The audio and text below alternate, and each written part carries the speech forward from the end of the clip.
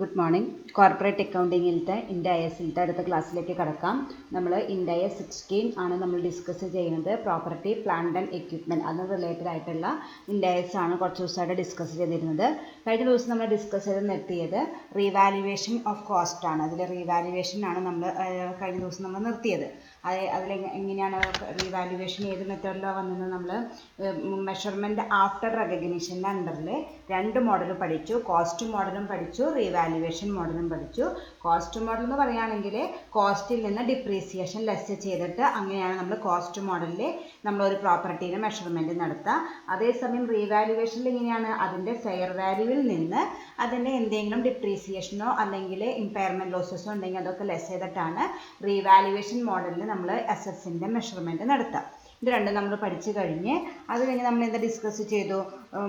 Increase accounting treatment ആണ് discuss ചെയ്തിരുന്നത്. അതിൽ റീവാലുവേഷൻ ഇൻക്രീസ്, അതായത് നമ്മൾ റീവാല്യൂ ചെയ്യുമ്പോൾ എന്താ ഉണ്ടാവുക?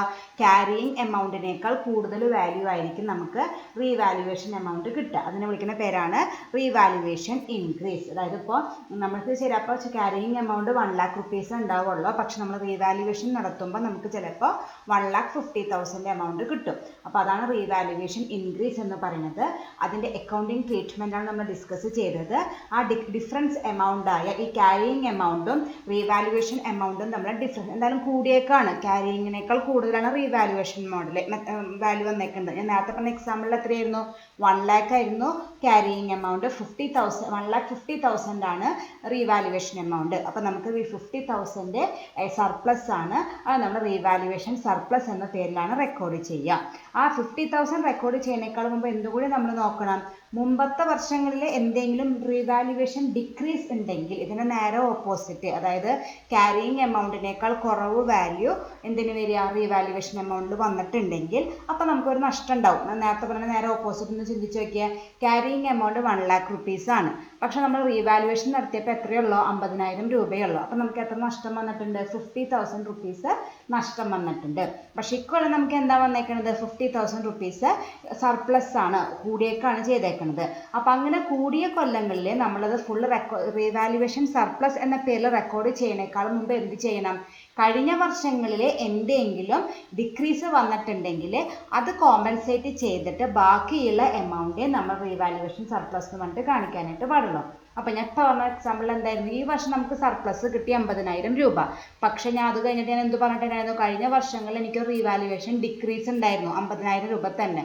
അപ്പോൾ നമുക്ക് ഈ വർഷം റീവാലുവേഷൻ സർപ്ലസ് എന്ന പേരിലേക്ക് ഒന്നും ട്രാൻസ്ഫർ ചെയ്യാനായിട്ട് പറ്റില്ല. നമ്മൾ ഈ ഫണ്ട് എന്തിനു ഉപയോഗിക്കണം? കഴിഞ്ഞ വർഷങ്ങളിൽ നമുക്ക് ഇതേ അസറ്റിന് തന്നെ റീവാലുവേഷൻ ഡിക്രീസ് വന്നിട്ടുണ്ട്, ഡെഫിസിറ്റ് വന്നിട്ടുണ്ട്. അപ്പോൾ നമുക്കൊരു നഷ്ടം വന്നിട്ടുണ്ടായിരുന്നു 50,000 രൂപ. അത് കോമ്പൻസേറ്റ് ചെയ്യാനായിട്ട് ഈ എമൗണ്ട് യൂസ് ചെയ്യണം. അങ്ങനൊരു ഡിക്രീസ് വന്നിട്ടില്ലെങ്കിൽ അല്ലെങ്കിൽ ഡെഫിസിറ്റ് വന്നിട്ടില്ലെങ്കിൽ നമുക്ക് ഇപ്പം തന്നെ എന്തെങ്കിലും ട്രാൻസ്ഫർ ചെയ്യാം? റീവാലുവേഷൻ സർപ്ലസ് എന്ന് പറഞ്ഞ അക്കൗണ്ടിലേക്ക് നമുക്ക് ട്രാൻസ്ഫർ ചെയ്യാനായിട്ട് പറ്റും. ഇനി ആ എക്സാം ഞാൻ ഒന്നുകൂടി മാറ്റി പറയാം. ഈ വർഷത്തെ റീവാലുവേഷൻ സർപ്ലസ് 50,000 രൂപ തന്നെയാണെന്ന് വിചാരിക്കുക. നമ്മൾ കഴിഞ്ഞ വർഷത്തെ ഡിക്രീസ് 30,000 ഉണ്ടായിരുന്നുള്ളൂ നോക്കുക. അതായത് കഴിഞ്ഞ വർഷങ്ങളിലെ ആ സെയിം അസറ്റിന് റീവാലുവേഷൻ നടത്തി അതിൻ്റെ റീവാലുവേഷൻ ഡിക്രീസ് 30,000 എമൗണ്ട് ആണ് വന്നിട്ടുണ്ടായെന്ന് വിചാരിക്കുക. ഈ വർഷം സർപ്ലസ് എത്ര കിട്ടി? 50,000 കിട്ടി. അപ്പോൾ ഈ 50,000-ൽ നിന്ന് നമ്മൾ അത്രയും ആവശ്യമുള്ളൂ? പണ്ടത്തെ നഷ്ടം കോമ്പൻസേറ്റ് ചെയ്യാനായിട്ട് നമുക്ക് 30,000 rupees ആവശ്യമുള്ളൂ. ബാക്കിയുള്ള 20,000 നമുക്ക് എന്തായിട്ട് റെക്കോർഡ് ചെയ്യാം? റീവാലുവേഷൻ സർപ്ലസ് എന്ന പേരിൽ റെക്കോർഡ് ചെയ്യാനായിട്ട് പറ്റും. കുറച്ച് ബുദ്ധിമുട്ടുള്ളൊരു ഏരിയ ആണ്, അതുകൊണ്ടാണ് ഞാൻ വീണ്ടും ഇത്രയ്ക്ക് ഡീറ്റെയിൽ ആയിട്ട് പറഞ്ഞത്. റീവാലുവേഷൻ ഇൻക്രീസ് ആണെങ്കിൽ അത് എമൗണ്ട്, ഡിഫറൻസ് എമൗണ്ട്, ക്യാരിയിങ് എമൗണ്ടും റീവാലുഡ് എമൗണ്ടും തമ്മിലുള്ള ഡിഫറൻസ് റീവാലുവേഷൻ സർപ്ലസ് അക്കൗണ്ടിലേക്ക് നമുക്ക് റെക്കോർഡ് ചെയ്യാം. അതിനു മുമ്പ് പണ്ട് എന്തെങ്കിലും റീവാലുവേഷൻ ഡിക്രീസ് ഉണ്ടെങ്കിൽ ആ എമൗണ്ട് കുറച്ച് ബാക്കിയുള്ള എമൗണ്ട് നമുക്ക് റെക്കോർഡ് ചെയ്യാനായിട്ട് പറ്റുള്ളൂ. അതിൻ്റെ ഒരു സിമ്പിൾ പ്രോബ്ലം, ഇങ്ങനെ പണ്ടത്തെ ഡിക്രീസ് ഒന്നും ഇല്ലാത്ത ഒരു സിമ്പിൾ പ്രോബ്ലം നമ്മൾ വർക്കൗട്ട് ചെയ്തു. ഇനി നമുക്ക് ഇന്നത്തെ ക്ലാസ്സിലേക്ക് കിടക്കാം. ആദ്യത്തെ ക്വസ്റ്റ്യൻ നമുക്ക് നോക്കാം. Kumar limited owns a land having a carrying value of ₹18 lakhs. 2 years ago, the company reduced the carrying amount from 22 lakhs.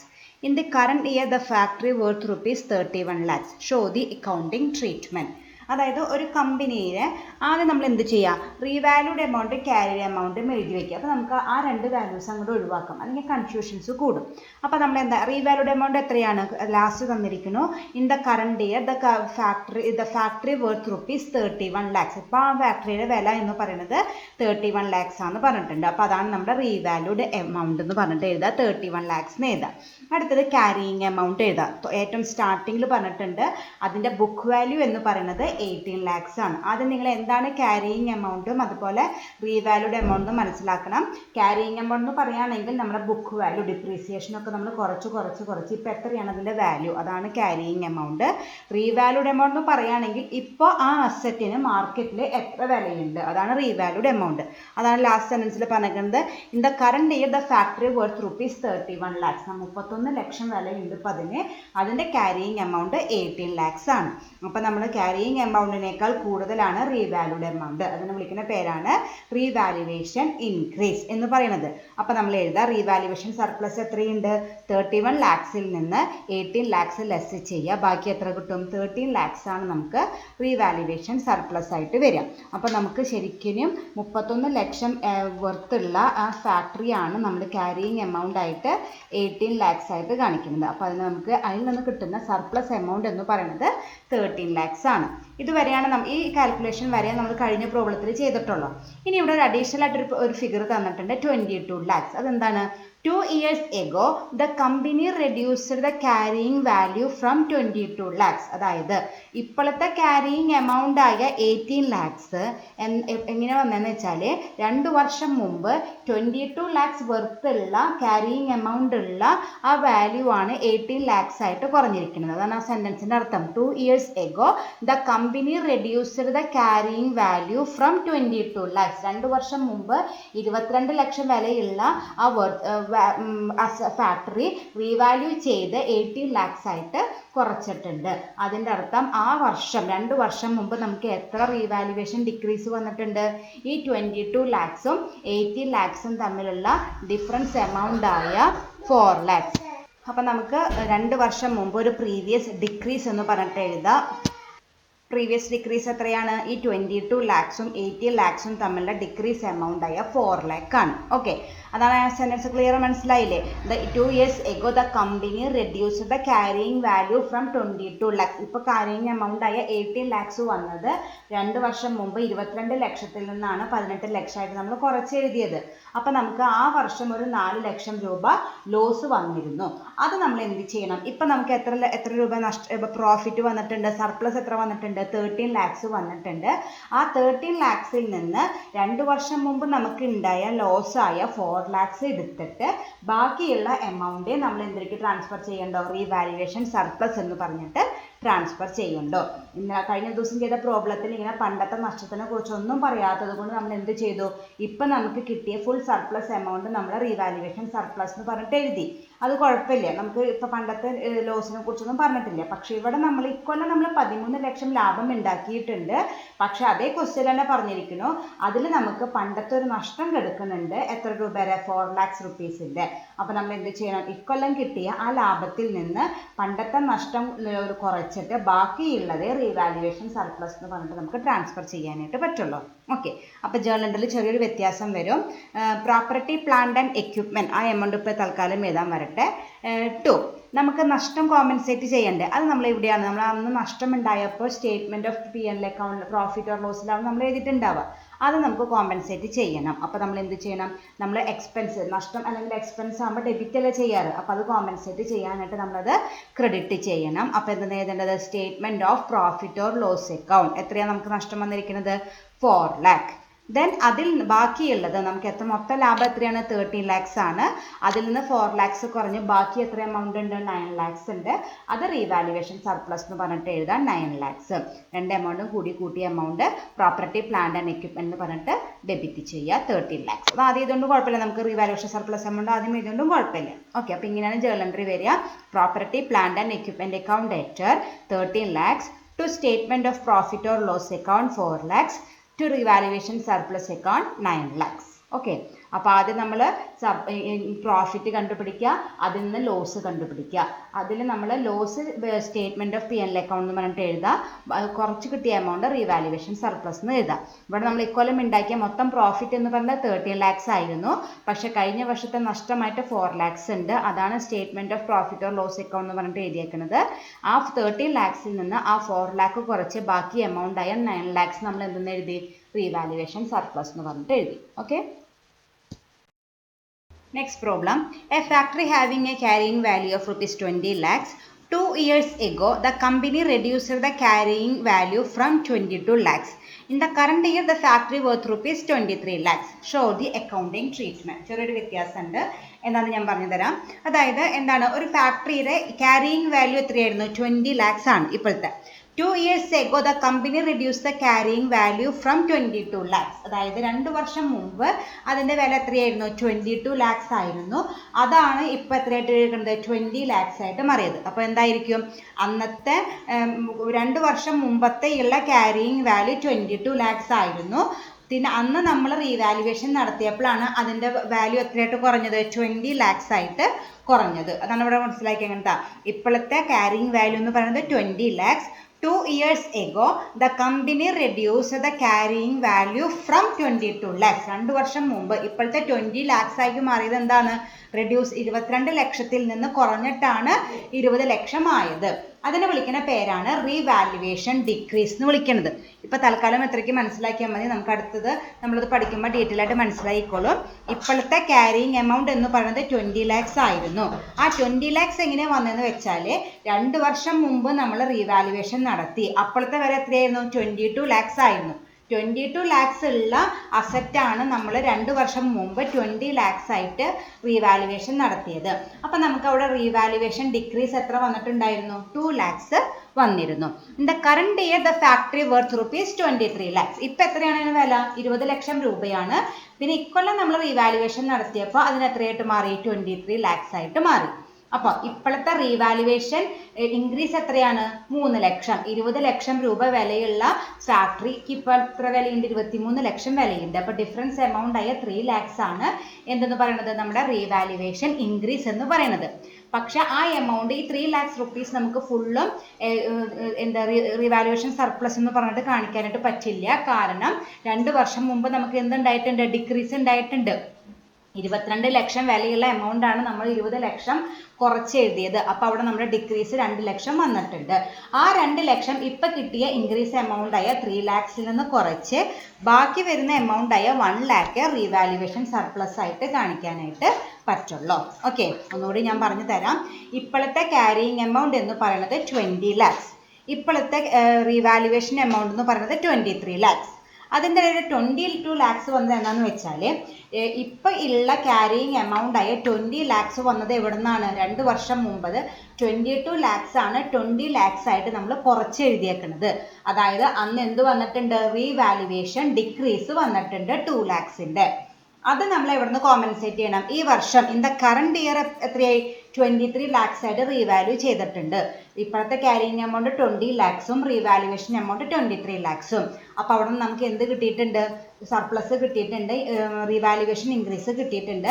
ആ 3 lakhsൽ നിന്ന് ഈ ഡിക്രീസ് എമൗണ്ട് കുറച്ച് ബാക്കിയുള്ളതാണ് നമ്മൾ ഏതിലേക്ക് കൊടുക്കുള്ളൂ? റീവാലുവേഷൻ സർപ്ലസിലേക്ക് കൊടുക്കുള്ളൂ. അപ്പോൾ നമുക്ക് കാൽക്കുലേഷൻ എഴുതാം. റീവാല്യൂഡ് എമൗണ്ട് കറണ്ട് ഇയറിലത്തെ 23 lakhs. ഇക്കൊല്ലത്തെ carrying amount 20 lakhs. Therefore, revaluation surplus ഈ 23 lakhsൽ നിന്ന് 20 lakhs കുറച്ചാൽ നമുക്ക് എത്ര കിട്ടി?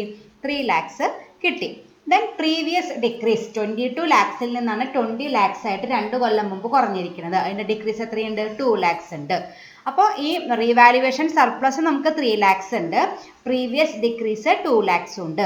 അപ്പോൾ നമുക്ക് നെറ്റ് റിസൾട്ടിൽ എത്രയാണ്? ഇൻക്രീസ് ചെയ്തേക്കുന്നത് 3 ലക്ഷം, ഡിക്രീസ് ചെയ്തേക്കുന്നത് 2 ലക്ഷം. ലാഭം 3 lakhsഉം ലോസ് 2 lakhsഉം. ഡിഫറൻസ് എത്രയാണ്? 1 lakh പ്രോഫിറ്റ് ആയിട്ട് കാണിച്ചാൽ മതി. അപ്പോൾ ജേർണൽ എൻട്രിയിൽ ചെറിയൊരു വ്യത്യാസമുണ്ട്. എന്താ വ്യത്യാസം എന്ന് വെച്ചാൽ പ്രോപ്പർട്ടി പ്ലാന്റ് ആൻഡ് എക്യുപ്മെന്റ് എന്ന് പറഞ്ഞാൽ 3 lakhs എഴുതുക. അതിൽ 2 ലക്ഷം എവിടേക്ക് കൊണ്ടുപോകണം? നമ്മൾ നേരത്തെ പറഞ്ഞു, സ്റ്റേറ്റ്മെന്റ് ഓഫ് പ്രോഫിറ്റ് ഓർ ലോസിലേക്ക് കൊണ്ടുപോവുക. റീവാലുവേഷൻ ബാക്കിയുള്ള 1 ലക്ഷം റീവാലുവേഷൻ സർപ്ലസിലേക്കും ക്രെഡിറ്റ് ചെയ്യാം. ഓക്കെ, നമ്മൾ നേരത്തെ പഠിച്ച ജേർണൽ എൻട്രി എന്തായിരുന്നു? Property plant and equipment account debtor to revaluation surplus എന്നാണ്. അവിടെ എന്തുണ്ടായിരുന്നില്ല, റീവാലുവേഷൻ ഡിക്രീസ് ഉണ്ടായിരുന്നില്ല. അപ്പോൾ അതിന് അഡ്ജസ്റ്റ്മെന്റ് എൻട്രിയുടെ ആവശ്യമില്ല. പക്ഷെ ഇവിടെ എന്തുണ്ട്, പ്രീവിയസ് ഇയറിലത്തെ റീവാലുവേഷൻ ഡിക്രീസ് ഉള്ളത് കൊണ്ട് ഈ വർഷം കിട്ടിയ റീവാലുവേഷൻ ഇൻക്രീസിൽ നിന്ന് അത് കോമ്പൻസേറ്റ് ചെയ്യണം. അപ്പോൾ ഈ വർഷം കിട്ടിയ റീവാലുവേഷൻ ഇൻക്രീസ് എന്ന് പറയുന്നത് 3 lakhs ആണ്. അതിൽ നിന്ന് പ്രീവിയസ് ഇയറിലത്തെ റീവാലുവേഷൻ ഡിക്രീസ് എമൗണ്ട് ആയ 2 lakhs കുറച്ച് ബാക്കിയുള്ള 1 lakh റീവാലുവേഷൻ സർപ്ലസിലേക്ക് ക്രെഡിറ്റ് ചെയ്യാനായിട്ട് പാടുള്ളൂ. അപ്പോൾ journal entry property plant and equipment account debtor 3 lakhs to statement of profit or loss, അതിലേക്ക് നമ്മുടെ കഴിഞ്ഞ വർഷത്തെ ഡിക്രീസ് ക്രെഡിറ്റ് ചെയ്യുക 2 lakhs, ബാക്കി എമൗണ്ട് ആയ 1 lakh റീവാലുവേഷൻ സർപ്ലസിലേക്ക് ക്രെഡിറ്റ് ചെയ്യാം. ഓക്കെ, അപ്പോൾ property plant and equipment account debtor 3 lakhs to statement of profit or loss 2 lakhs to revaluation surplus 1 lakh. അപ്പോൾ ഇങ്ങനെയാണ് അതിൻ്റെ ട്രീറ്റ്മെൻറ്റ് വരുന്നത്. അതുപോലെ തന്നെ ഒരു പ്രോബ്ലം കൂടി നമുക്ക് ചെയ്ത് നോക്കാം. Anupam limited owns a land having a carrying cost of 13,60,000. 3 years ago, its value was rupees 16 lakhs and a loss of rupees 2,40,000 was taken into profit and loss account as an expense. Now the land worth rupees 21 lakh. How do you account this account for the evaluation? അപ്പോൾ ഇതുപോലെ തന്നെയാണ്, ചെറിയൊരു വ്യത്യാസം ഫോർമാറ്റിൽ ചെറിയൊരു വ്യത്യാസത്തിൽ തന്നു എന്നുള്ളൂ. എത്രയാണ് 60 ക്യാരിയിങ്, ഞാൻ ആദ്യം പറഞ്ഞ പോലെ തന്നെ നമ്മൾ ആദ്യം എന്ത് ചെയ്താൽ റീവാല്യൂഡ് എമൗണ്ടും അതുപോലെ ക്യാരിയിങ് എമൗണ്ടും ആദ്യം തന്നെ എഴുതി വെക്കുക. എത്രയാണ് റീവാല്യൂഡ് എമൗണ്ട്, ലാസ്റ്റ് ചെയ്തിട്ടുണ്ട് now the land is worth rupees 21 lakh. ഇപ്പോൾ അതിൻ്റെ വില എന്ന് പറയുന്നത് 21 lakhs ആണ്, ഏറ്റവും അവസാനം പറഞ്ഞിട്ടുണ്ട്. അപ്പോൾ അതാണ് നമ്മുടെ എന്ത് എമൗണ്ട്, റീവാല്യൂഡ് എമൗണ്ട് ആയിട്ട് വരിക. എത്ര 21 lakhs എഴുതി. ദെൻ അതിൻ്റെ ക്യാരിയിങ് എമൗണ്ട് തുടക്കത്തിൽ പറഞ്ഞിട്ടുണ്ട് 13,60,000. അപ്പോൾ അത് എഴുതി, ക്യാരിയിങ് എമൗണ്ട് എന്ന് പറഞ്ഞിട്ട് 13,60,000 എഴുതി. അപ്പോൾ 13,60,000 എമൗണ്ട് ഉള്ള ആ പ്രോപ്പർട്ടിയുടെ ഇപ്പോഴത്തെ റീവാല്യൂഡ് എമൗണ്ട് എത്രയാണ്, 21 lakh ആണ്. അപ്പോൾ എന്താണ്, റീവാലുവേഷൻ ഇൻക്രീസ് ആണ്. ക്വസ്റ്റ്യനിലെ റീവാലുവേഷൻ ഇൻക്രീസ് ഡിക്രീസ് എന്നൊന്നും പറയില്ല, നമ്മൾ കണ്ടുപിടിക്കണം. ഇപ്പോൾ നമ്മളിപ്പോൾ ഡിസ്കസ് ചെയ്യുന്നത് റീവാലുവേഷൻ ഇൻക്രീസ് ആയതുകൊണ്ട് ഇതിൽ ഇൻക്രീസ് തന്നെ വരിക. പക്ഷേ പ്രോബ്ലം ചെയ്യുമ്പോൾ അത് റീവാലുവേഷൻ ഇൻക്രീസ് ആണോ ഡിക്രീസ് ആണോ നമുക്ക് ഡയറക്റ്റ് ആയിട്ട് തരില്ല, നമ്മളുടെ അക്കൗണ്ടിങ് ട്രീറ്റ്മെന്റ് എഴുതാനേ പറയുള്ളൂ. അപ്പം നമ്മൾ ക്വസ്റ്റ്യൻ വായിച്ചു നോക്കി അത് റീവാലുവേഷൻ ഇൻക്രീസ് ആണോ ഡിക്രീസ് ആണെന്നോ ആദ്യം നമ്മൾ മനസ്സിലാക്കണം. അത് മനസ്സിലാക്കുന്നത് എങ്ങനെയാണ്, ഇത് രണ്ടും കൂടി കമ്പയർ ചെയ്യുക. റീവാല്യൂഡ് എമൗണ്ടും അതുപോലെ ക്യാരിയിങ് എമൗണ്ടും കമ്പയർ ചെയ്തിട്ട് റീവാല്യൂഡ് എമൗണ്ട് കൂടുതലാണെങ്കിൽ അതിനെ വിളിക്കുന്ന പേരാണ് റീവാലുവേഷൻ ഇൻക്രീസ്, കുറവാണെങ്കിൽ റീവാലുവേഷൻ ഡിക്രീസ്. അത് നമ്മൾ അടുത്ത് ഡിസ്കസ് ചെയ്യാനായിട്ട് പോകണം. അപ്പോൾ ഇതെന്താണ്, റീവാല്യൂഡ് എമൗണ്ട് കൂടുതലാണ്, അപ്പോൾ റീവാലുവേഷൻ ഇൻക്രീസ് ആണ്. 21 lakhs 13 lakhs നമ്മൾ 13,60,000 നമ്മുടെ ഡിഫറൻസ് എത്രയാണ്, 7,40,000. അതാണ് നമ്മുടെ റീവാലുവേഷൻ സർപ്ലസ്. അപ്പോൾ നമുക്ക് വേണമെങ്കിൽ അതെന്താ ചെയ്യാം, റീവാലുവേഷൻ സർപ്ലസ് എന്ന് പറഞ്ഞിട്ട് നമുക്ക് അക്കൗണ്ടിലേക്ക് റെക്കോർഡ് ചെയ്യാം. അതിന് മുമ്പ് നമ്മൾ എന്ത് നോക്കണം, പണ്ടത്തെ എന്തെങ്കിലും ലോസ് ഉണ്ടോ എന്ന് നോക്കണം. ഇവിടെ ഒരു സെൻറ്റൻസ് തന്നിട്ടുണ്ട്, 3 years back its worth rupees 16 lakhs and a loss of rupees 2,40,000 was taken into P&L account as an expenses. അതായത് ഇപ്പോഴുള്ള ക്യാരിയിങ് എമൗണ്ട് ആയ 13,60,000 എങ്ങനെയാണ് വന്നതെന്ന് വെച്ചാൽ 3 കൊല്ലം മുമ്പ് അതിൻ്റെ എമൗണ്ട് 16 lakhs ആയിരുന്നു. അതാണ് പിന്നെ കുറഞ്ഞിട്ട് എത്രയായിട്ട് മാറിയത്, 13,60,000 ആയിട്ട് മാറിയത്. Okay, 3 years back its value was rupees 16 lakh. 3 വർഷം മുമ്പ് ഇപ്പോഴത്തെ 13,60,000 എന്ന് പറഞ്ഞ് കിടക്കുന്ന ആ ക്യാരിയിങ് എമൗണ്ട് 3 വർഷം മുമ്പ് എത്രയായിരുന്നു, 16 lakhs ആയിരുന്നു. അപ്പോൾ എത്രയായിരിക്കും ലോസ്, ആ 16 lakhs ഉള്ളത് 13,60,000 ആയിട്ട് കുറഞ്ഞു. അപ്പോൾ ലോസ് ഓഫ് rupees 2,40,000. അത് നമുക്ക് കണ്ടുപിടിക്കേണ്ട ആവശ്യമില്ല, ഇവർ നേരിട്ട് തന്നിരിക്കുന്നു.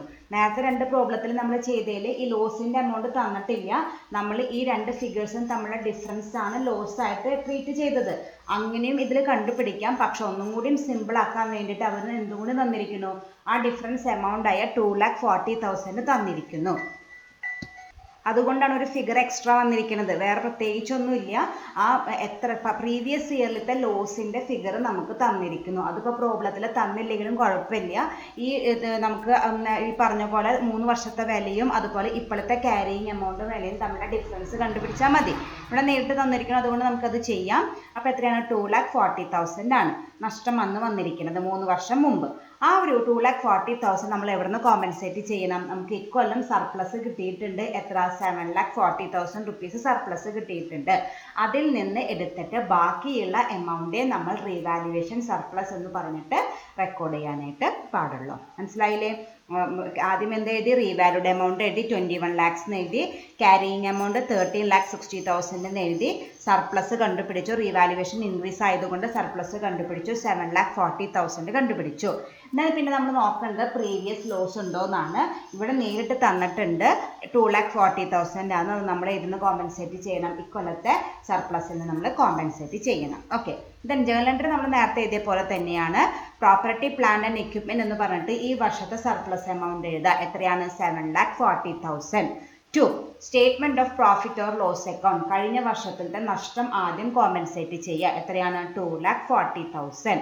Then 2 revaluation surplus. ഇനി ബാക്കിയുള്ള എമൗണ്ട് ഇക്കൊല്ലത്തെ ലാഭത്തിൽ നിന്ന് കഴിഞ്ഞ കൊല്ലങ്ങളിലത്തെ നഷ്ടമായ 2,40,000 കോമ്പൻസേറ്റ് ചെയ്ത് ബാക്കി എത്രയുണ്ട്? 5 lakhs ഉണ്ട്. അതുകൂടെ എഴുതുക. റീവാലുവേഷൻ സർപ്ലസ് എന്ന് പറഞ്ഞിട്ട് 5 lakhs എഴുതാം. അപ്പോൾ journal entry property plant and equipment account at 7,40,000. 2 statement of profit or loss account 2,40,000. 2 revaluation surplus account 5 lakh. Okay, ഇപ്പോൾ ക്ലിയർ ആയി ഞാൻ വിചാരിക്കുന്നു. ഇങ്ങനെയാണ് റീവാലുവേഷൻ സർപ്ലസ് ട്രീറ്റ് ചെയ്യേണ്ടത്, റീവാലുവേഷൻ ഇൻക്രീസ് ട്രീറ്റ് ചെയ്യേണ്ടത്. റീവാല്യൂഡ് എമൗണ്ട് ക്യാരിയിങ് വാല്യൂനേക്കാൾ കൂടിയാലാണ് അത് റീവാലുവേഷൻ ഇൻക്രീസ് ആവുക. അങ്ങനെയാണെങ്കിൽ എത്രയാണ് സർപ്ലസ് എന്ന് കണ്ടുപിടിക്കുക. പ്ലസ് അതിന് എന്തെങ്കിലും പണ്ടത്തെ ലോസ് ഉണ്ടെങ്കിൽ അതിൽ നിന്ന് ലെസ് ചെയ്ത് ബാക്കിയുള്ള എമൗണ്ട് റീവാലുവേഷൻ സർപ്ലസ് അക്കൗണ്ടിലേക്ക് ട്രാൻസ്ഫർ ചെയ്യാം. Okay, next topic is revaluation decrease. നമ്മൾ നേരത്തെ പറഞ്ഞത് നേരെ ഓപ്പോസിറ്റ്, അതിൻ്റെ വേറൊരു പേരാണ് ഡൗൺവേർഡ് റീവാലുവേഷൻ. ഇവിടെ എന്താവും? അപ്പോൾ നമ്മൾ നേരത്തെ എന്തായിരുന്നു? ഇപ്പോഴത്തെ ക്യാരിയിങ് എമൗണ്ടിനേക്കാൾ കൂടുതലാണ് നമ്മുടെ റീവാലുവേഷൻ എമൗണ്ട് വരിക. അപ്പോൾ അതെന്തായിരുന്നു? റീവാലുവേഷൻ ഇൻക്രീസ് ആയിരുന്നു. അതിന് നേരെ ഓപ്പോസിറ്റ് എന്ന് പറയുമ്പോൾ റീവാല്യൂ ചെയ്യുന്ന എമൗണ്ട് ഇപ്പോഴത്തെ ക്യാരിയിങ് എമൗണ്ടിനേക്കാൾ കുറവായിരിക്കും. അതാണ് റീവാലുവേഷൻ ഡിക്രീസ് എന്ന് പറയുന്നത്. നോക്കാം. If an assets carrying amount is decreased as A result of revaluation. Revaluation നടത്തിയത് കൊണ്ട് ഒരു അസറ്റ്സിൻ്റെ ക്യാരിയിങ് എമൗണ്ട് കുറഞ്ഞാൽ, അതായത് ഇപ്പോഴത്തെ വിലയും ഇപ്പോഴത്തെ ക്യാരിയിങ് എമൗണ്ടും റീവാലുവേഷൻ എമൗണ്ടും തമ്മിൽ കമ്പയർ ചെയ്യുമ്പോൾ റീവാലുവേഷൻ എമൗണ്ട് കുറവാണെങ്കിൽ the decrease shall be recognised in statement of profit or loss as an expense unless there is a previous revaluation increase in respect of the same asset. അതായത് നമ്മളപ്പോൾ എന്തുണ്ടാവും? നമ്മൾ നേരത്തെ ചെയ്തോടം തന്നെ carrying amount ഉണ്ടാവും, പുതിയ revaluation amount ഉണ്ടാവും. അതിൽ റീവാലുവേഷൻ എമൗണ്ട് ക്യാരിയിങ് എമൗണ്ടിനേക്കാൾ കുറവാണെങ്കിൽ അതാണ് റീവാലുവേഷൻ ഡിക്രീസ് എന്ന് പറയുന്നത്. അപ്പം നമുക്ക് നഷ്ടമാണ്. അതായത് ക്യാരിയിങ് എമൗണ്ട് കൂടുതലാണ്, പക്ഷെ ഇപ്പോൾ റീവാല്യൂ ചെയ്തപ്പോൾ അത്രയ്ക്ക് കിട്ടുന്നില്ല. ക്യാരിയിങ് എമൗണ്ട് ചിലപ്പോൾ 1 lakh ഉണ്ടാവും, പക്ഷെ നമ്മൾ റീവാല്യൂ ചെയ്തപ്പോൾ നമുക്ക് ചിലപ്പോൾ 80,000 ഉള്ളൂ. അപ്പോൾ നമുക്ക് 20,000ൻ്റെ ലോസാണ് നടക്കുന്നത്. അതെവിടെ നമ്മൾ റെക്കഗ്നൈസ് ചെയ്യും? P&L അക്കൗണ്ടിൽ സ്റ്റേറ്റ്മെന്റ് ഓഫ് പ്രോഫിറ്റ് ഓർ ലോസിൽ ഒരു എക്സ്പെൻസ് ആയിട്ട് റെക്കഗ്നൈസ് ചെയ്യും. unless there is a previous revaluation increase in respect of the same asset. നമ്മൾ നേരത്തെ നമ്മൾ റീവാലുവേഷൻ ഇൻക്രീസ് ചെയ്യുമ്പോൾ നമ്മൾ എന്ത് നോക്കാറുണ്ട്? എന്തെങ്കിലും ഡിക്രീസ് ഉണ്ടോ നോക്കാറുണ്ട്. അതുപോലെ ഇവിടെ ഡിക്രീസ് നമ്മൾ റെക്കഗ്നൈസ് ചെയ്യുന്നതിനേക്കാളും മുമ്പ് എന്തെങ്കിലും ഇൻക്രീസ് ഉണ്ടോ എന്ന് നോക്കിയിട്ട് വേണം നമ്മളത് റെക്കഗ്നൈസ് ചെയ്യാനായിട്ട്. ഓക്കെ, അപ്പോൾ ക്യാരിയിങ് എമൗണ്ടിനേക്കാൾ കുറവാണ് റീവാലുവേഷൻ എമൗണ്ട് വന്നെന്ന് വെച്ചാൽ നമുക്ക് അവിടെ ഒരു നഷ്ടം വരുന്നുണ്ട്. അതാണ് റീവാലുവേഷൻ ഡിക്രീസ് എന്ന് പറയുന്നത്. ആ നഷ്ടം നമ്മൾ statement of profit or loss അക്കൗണ്ടിലാണ് ട്രീറ്റ് ചെയ്യേണ്ടത്. അത് ട്രീറ്റ് ചെയ്യുന്നതിനേക്കാളും മുമ്പ്, ആ നഷ്ടം നമ്മൾ റെക്കഗ്നൈസ് ചെയ്യുന്നതിനേക്കാളും മുമ്പ് ആ സെയിം അക്കൗണ്ടിൽ എന്തെങ്കിലും ഇൻക്രീസ് ഉണ്ടെങ്കിൽ അതുകൂടി കൺസിഡർ ചെയ്തിട്ട് ബാക്കിയുള്ള എമൗണ്ട് നമ്മൾ ലോസ് ആയിട്ട് ട്രീറ്റ് ചെയ്യേണ്ട ആവശ്യമുള്ളൂ. ഓക്കെ, അത് ഞാൻ അടുത്ത് പറയാൻ പോണത്. If there is previous revaluation increase in respect of the same asset. അപ്പോൾ ഇപ്പം നമുക്ക് എന്താ കിട്ടിയേക്കുന്നത്? റീവാലുവേഷൻ ഡിക്രീസ് ആണ് കിട്ടിയേക്കുന്നത്. പക്ഷെ മുമ്പ് എന്തെങ്കിലും റീവാലുവേഷൻ ഇൻക്രീസ് ഉണ്ടെങ്കിൽ ആ സെയിം അസറ്റിനിട്ട്, ഇപ്പോൾ ഫാക്ടറി ആണെങ്കിൽ ആ ഫാക്ടറിക്ക് തന്നെ, മെഷീനറി ആണെങ്കിൽ ആ മെഷീനറിക്ക് തന്നെ മുമ്പ് ഏതെങ്കിലും ഒരു റീവാലുവേഷൻ ഇൻക്രീസ് ഉണ്ടെങ്കിൽ the decrease in revaluation shall be first treated against the amount to the extent of the previous revaluation increase in respect of the same asset. അപ്പോൾ നമ്മൾ ഇക്കൊല്ലം നമുക്ക് നഷ്ടം വന്നു. ആ നഷ്ടം നമ്മൾ റെക്കഗ്നൈസ് ചെയ്യുന്നേക്കാളും മുമ്പ് ആ സെയിം അസറ്റിന് മുമ്പ് എന്തെങ്കിലും ഇൻക്രീസ് ഉണ്ടായിട്ടുണ്ടോ നോക്കുക. ആ ഇൻക്രീസ് ഉണ്ടായിട്ടുണ്ടെങ്കിൽ ഇപ്പോഴത്തെ നഷ്ടം അത് വെച്ച് നമുക്ക് കോമ്പൻസേറ്റ് ചെയ്യാനായിട്ട് പറ്റും. നമ്മൾ നേരത്തെ നമ്മൾ എന്ത് ചെയ്യാറുണ്ട്, ഇപ്പം ഇൻക്രീസ് ആണ്, ആ ഇൻക്രീസിൽ നിന്ന് പണ്ടത്തെ നഷ്ടങ്ങൾ നമ്മൾ കോമ്പൻസേറ്റ് ചെയ്തു. അതുപോലെ തന്നെ ഇതിന് നേരെ ഓപ്പോസിറ്റ് നമുക്ക് ഇപ്പം നഷ്ടമാണ് ഉണ്ടായേക്കുന്നത്, ആ ലോസ് എക്സ്പെൻസ് ആക്കി റെക്കഗ്നൈസ് ചെയ്യുന്നേക്കാളും മുമ്പ് നമ്മൾ എന്ത് നോക്കണം, ആ സെയിം അസറ്റിന് പ്രീവിയസ് ഇയേഴ്സിൽ എന്തെങ്കിലും ഒരു ഇൻക്രീസ് ഉണ്ടായിട്ടുണ്ടെങ്കിൽ ഇപ്പോഴത്തെ നഷ്ടം നമുക്ക് അത് വെച്ച് കോമ്പൻസേറ്റ് ചെയ്യാനായിട്ട് പറ്റും. അതാണ് ഈ sentence. If there is previous revaluation increase in respect of the same asset, the decrease in revaluation shall first treated against the amount to the extent of the previous revaluation increase in respect of the same asset. Okay, അപ്പോൾ മുമ്പത്തെ എന്തെങ്കിലും loss പ്രോഫിറ്റിൽ നിന്ന് അത് compensate ചെയ്ത് ബാക്കിയുള്ളത് നമ്മൾ loss ആയിട്ട് recognise ചെയ്യേണ്ട ആവശ്യം ഉള്ളൂ. The balance if any shall be recognised in the statement of profit or loss debited as expense എന്ന് കഴിഞ്ഞിട്ട്, അപ്പോൾ നമ്മൾ ഇക്കൊല്ലം നഷ്ടമുണ്ടായി, ആ നഷ്ടം പണ്ടത്തെ കൊല്ലത്തെ ലാഭങ്ങളിൽ നിന്ന് കോമ്പൻസേറ്റ് ചെയ്തു. ഫുള്ള് കോമ്പൻസേറ്റ് ചെയ്ത് കഴിഞ്ഞാൽ നമുക്ക് സെറ്റ് ഓഫ് ആയി. ഇനി അത് ഫുള്ള് കോമ്പൻസേറ്റ് ചെയ്യാൻ പറ്റിയില്ലെങ്കിൽ ബാക്കിയുള്ള നഷ്ടം നമ്മൾ സ്റ്റേറ്റ്മെൻറ്റ് ഓഫ് പ്രോഫിറ്റ് ഓർ ലോസിൽ ഒരു എക്സ്പെൻസ് ആക്കി ട്രീറ്റ് ചെയ്യും. ഞാനൊരു എക്സാമ്പിൾ പറഞ്ഞുതരാം. ഇക്കൊല്ലത്തെ നഷ്ടം എന്ന് പറയുന്നത് 50,000 ആണ് വിചാരിക്കുക. 50,000 രൂപയാണ് ഈ വർഷത്തെ റീവാലുവേഷൻ ഡിക്രീസ് ആയിട്ട് കിട്ടിയെന്ന് വിചാരിക്കാം. കഴിഞ്ഞ വർഷങ്ങളിലത്തെ റീവാലുവേഷൻ ഇൻക്രീസ് ആയിട്ട് നമുക്ക് ആകെ 10,000 ഉള്ളൂ എന്ന് വിചാരിക്കാം. ഓക്കെ, ഈ സെയിം അസറ്റിന് ഈ വർഷം 50,000 രൂപ നഷ്ടം ഉണ്ടായി. മുമ്പത്തെ വർഷങ്ങളിൽ നമ്മൾ ലാഭം ഉണ്ടാക്കി വെച്ചേക്കുന്നത്, സർപ്ലസ് ഉണ്ടാക്കി വെച്ചേക്കുന്നത് 10,000 ഉള്ളൂ എന്ന് വിചാരിക്കുക. അപ്പോൾ ഈ കൊല്ലത്തെ 50,000 ഫുള്ളായിട്ട് നമ്മൾ ഈ കൊല്ലത്തെ എക്സ്പെൻസ് ആയിട്ട് റെക്കഗ്നൈസ് ചെയ്യേണ്ട ആവശ്യമില്ല.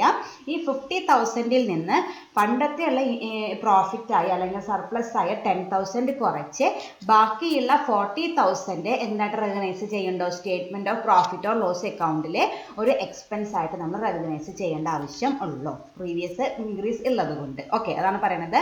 The balance if any shall be recognised in the statement of profit or loss debited as expense. The decrease in revaluation reduces the amount accumulated in the entity under the head revaluation surplus. അപ്പോൾ നമ്മളിപ്പോൾ ഈ പറഞ്ഞ എക്സാമ്പിളിൽ 50,000 ഇക്കൊല്ലത്തെ loss, then പണ്ടത്തെ revaluation surplus ഒരു 10,000 ഉണ്ടായിരുന്നു, അത് നമ്മൾ ഇത് വെച്ച് കോമ്പൻസേറ്റ് ചെയ്തു. അപ്പോൾ ഏതില്ലാണ്ടായി, ഇപ്പോൾ റീവാലുവേഷൻ സർപ്ലസ് അക്കൗണ്ടിൽ 10,000 ബാലൻസ് ഇല്ലാണ്ടായി. കാരണം അത് ഈ ലോസ് കോമ്പൻസേറ്റ് ചെയ്ത് നമ്മൾ എടുത്തു കഴിഞ്ഞു. അപ്പോൾ നമുക്ക് എന്തില്ല, ഇപ്പോൾ റീവാലുവേഷൻ സർപ്ലസ് എന്ന് പറഞ്ഞിട്ട് നമ്മൾ കഴിഞ്ഞ ക്ലാസ്സിൽ പഠിച്ചിട്ടുണ്ടായിരുന്നു, നമ്മൾ ഇക്വിറ്റിയുടെ അണ്ടറിൽ എഴുതും. പക്ഷേ ഇവിടെ ഈ 50,000ത്തിലേക്ക് ആ 10,000 എടുത്തത് കൊണ്ട് ഇപ്പം എന്തില്ല, ആ റീവാലുവേഷൻ സർപ്ലസ് എന്ന് പറഞ്ഞ എമൗണ്ട് ഇല്ല. നമ്മൾ ഈ ലോസ് കോമ്പൻസേറ്റ് ചെയ്യാനായിട്ട് എടുത്തു. ഇനി നമ്മൾ ഫുൾ എടുത്തിട്ടില്ല എന്ന് വിചാരിക്കുക. വേറൊരു എക്സാമ്പിൾ പറഞ്ഞുതരാം. ഈ വർഷത്തെ ലോസ് 50,000 തന്നെയെന്ന് വിചാരിക്കുക. പണ്ടത്തെ ഇൻക്രീസ് ആയിട്ട് നമുക്കൊരു 80,000 റുപ്പീസ് ഉണ്ടെന്ന് വിചാരിക്കാം. ഓക്കെ, അപ്പോൾ റീവാലുവേഷൻ സർപ്ലസ് എന്ന പേരിൽ നമ്മളുടെ കയ്യിൽ 80,000 റുപ്പീസ് ഉണ്ട്. ഈ വർഷത്തെ റീവാലുവേഷൻ ഡിക്രീസ് ആയിട്ട് നമുക്ക് വന്നിരിക്കുന്നത് 50,000 ആണെന്ന് വിചാരിക്കാം. അപ്പോൾ നമ്മൾ എന്താ ചെയ്യുക, ഈ വർഷത്തെ ഡിക്രീസ് എമൗണ്ട് ആയ 50,000 ഈ 80,000 നിന്ന് കോമ്പൻസേറ്റ് ചെയ്യാം. അപ്പോൾ നമുക്ക് ഫുള്ളും കോമ്പൻസേറ്റ് ചെയ്യാൻ പറ്റി. നേരത്തെ പോലെ ബാലൻസ് ഒന്നും വന്നിട്ടില്ല. ഫുള്ളും നമുക്ക് 50,000 രൂപ ഈ നഷ്ടം പരിഹരിക്കാനായിട്ട് പറ്റി.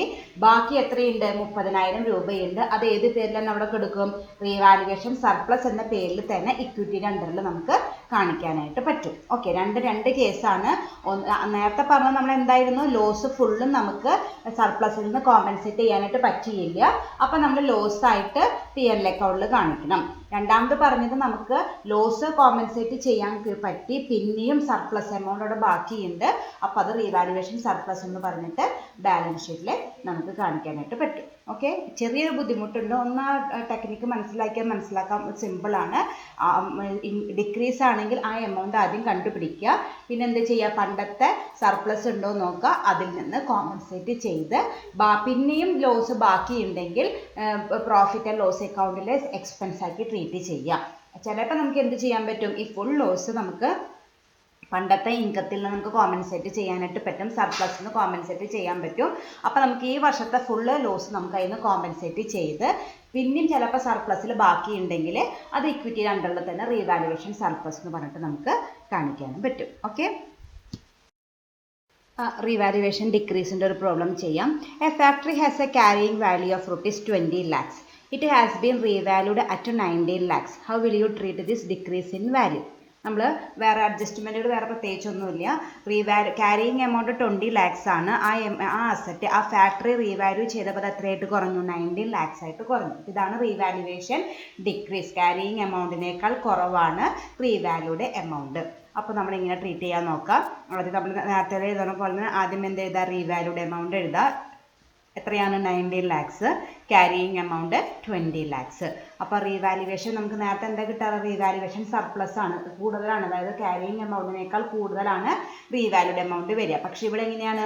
ക്യാരിയിങ് എമൗണ്ടിനേക്കാൾ കുറവാണ് റീവാല്യൂഡ് എമൗണ്ട്. അപ്പോൾ റീവാലുവേഷൻ ഡെഫിസിറ്റ് ആണ് വരിക. എത്രയാണ്? 1 lakh ആണ് വരിക. ദെൻ പ്രീവിയസ് ഇയറിലത്തെ ഇൻകത്തിനെ കുറിച്ചിട്ടൊന്നും അല്ലെങ്കിൽ സർപ്ലസിനെ കുറിച്ചിട്ടൊന്നും പറഞ്ഞിട്ടില്ല. അപ്പോൾ നമുക്ക് ജസ്റ്റ് ജേർണൽ എൻട്രി എഴുതിയാൽ മതി. ജേർണൽ എൻട്രി വരിക. നേരത്തെ നമ്മൾ എന്താണ് എഴുതാറ്? റീവാലുവേഷൻ സർപ്ലസ് എന്നാണ് എഴുതാറ്. അതിവിടെ എഴുതാനായിട്ട് പറ്റില്ല. നമ്മളിതൊരു എക്സ്പെൻസ് ആയിട്ടാണ് ട്രീറ്റ് ചെയ്യേണ്ടത്. എക്സ്പെൻസ് ഒക്കെ P&L അക്കൗണ്ടിൽ നമ്മൾ ഡെബിറ്റ് ആണ് ചെയ്യുക. അപ്പോൾ എന്തെന്ന് എഴുതണം? Statement of profit or loss account letter 1 lakh to property, plant and equipment account. നമുക്കിതൊരു നഷ്ടമാണ്. കാരണം ഇപ്പോൾ 20 ലക്ഷം രൂപ ക്യാരിയിങ് എമൗണ്ട് ഉള്ള അസറ്റാണ് റീവാല്യൂ ചെയ്തപ്പോൾ എത്രയോ ഒന്നുള്ളൂ? 19 ലക്ഷം. ഇപ്പം അതിൻ്റെ വില കാണുന്നുള്ളൂ. റീവാല്യൂ നടത്തിയപ്പോൾ 19 ലക്ഷത്തിനുള്ള എമൗണ്ട് കാണുന്നുള്ളൂ. 1 ലക്ഷം രൂപ നമുക്ക് നഷ്ടം. ആ നഷ്ടം നമ്മൾ എവിടെ കാണിക്കണം? എക്സ്പെൻസ് ആക്കിയിട്ട് സ്റ്റേറ്റ്മെൻറ്റ് ഓഫ് P&L അക്കൗണ്ടിൽ കാണിക്കണം. അപ്പോൾ അതിന് ഡെബിറ്റ് കൊടുത്തു. ആ അസറ്റിൻ്റെ എമൗണ്ട് 1 ലക്ഷം വെച്ച് കുറയ്ക്കണം. അസറ്റുകൾക്ക് ഡെബിറ്റ് ബാലൻസ് ആണ്. അതിൻ്റെ എമൗണ്ട് കുറയ്ക്കാൻ അതിന് ഡെബിറ്റ് ക്രെഡിറ്റ് കൊടുക്കുക. Property, plant and equipment. അപ്പോൾ journal entry statement of profit or loss account letter to property, plant and equipment account 1 lakh വെച്ചിട്ട് ഡെഫിസിറ്റ് എമൗണ്ട് ഡെബിറ്റും ക്രെഡിറ്റും കൊടുക്കാം. Okay, thank U.